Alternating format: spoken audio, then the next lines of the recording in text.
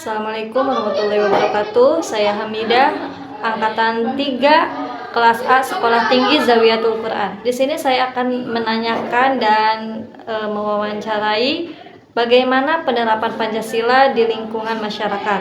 Kebetulan saya berada di asrama, yaitu yang terletak di Jawa Timur, dan saya akan menanyakan dan mewawancarai salah satu ustadz dan penanggung jawab asrama. Kebetulan saya di sini bersama Ustadz Rohman sebagai penanggung jawab asrama. Di sini saya akan mengambil butir sila yang kelima, yaitu mengembangkan perbuatan yang luhur yang mencerminkan sikap dan suasana kekeluargaan dan gotong royong. Nah, untuk Ustadz Rohman, apakah di asrama ini sudah menerapkan kekeluargaan dan gotong royong? Kebetulan di asrama kami sudah menerapkan. Sebagai contoh dalam hal bersih-bersih, kemudian masak-masak dan sebagainya, ketika ada member yang mau pulang, kita selalu mengadakan yang namanya farewell, dan di situ biasanya mereka kumpul-kumpul, kemudian masak-masak dan juga makan bersama. Jadi emang di asrama ini sudah banyak kegiatan-kegiatan yang bisa membuat mereka itu lebih terdorong untuk bergotong royong. Untuk menciptakan kekeluargaan seperti itu dan mengumpulkannya itu seperti apa?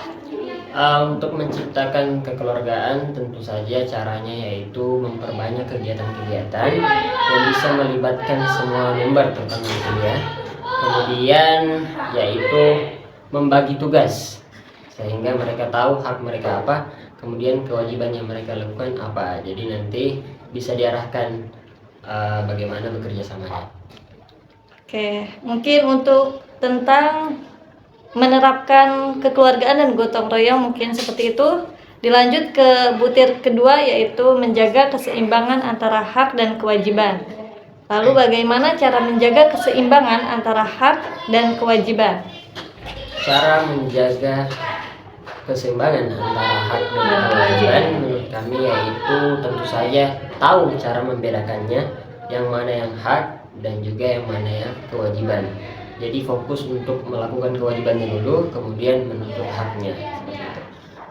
Nah, contoh hak dan kewajiban itu seperti apa? Hak itu seperti apa, kewajiban seperti apa, dan menyeimbangkannya itu seperti apa? Oke. Kalau hak di asrama kami yaitu mereka mendapatkan hak keamanan, kemudian kenyamanan, dan juga fasilitas-fasilitas yang sudah dijanjikan sebelum masuk ke asrama kami. Sedangkan untuk kewajiban mereka yaitu yang pertama menaati peraturan, kemudian ikut mengindahkan setiap arahan-arahan yang diperintahkan oleh guru dan juga pimpinan. Ke butir yang ketiga yaitu mengembangkan sikap adil terhadap sesama. Nah, bagaimana untuk menerapkan keadilan di asrama ini?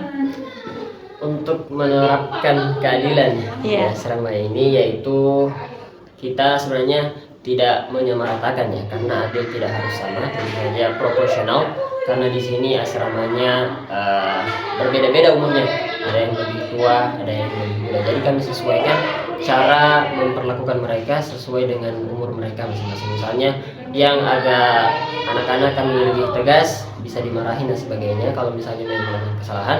Tapi untuk yang dewasa kita lebih ke memberikan pengertian saja. Nah, jadi sama-sama diarahkan tapi dengan berbeda perlakuan.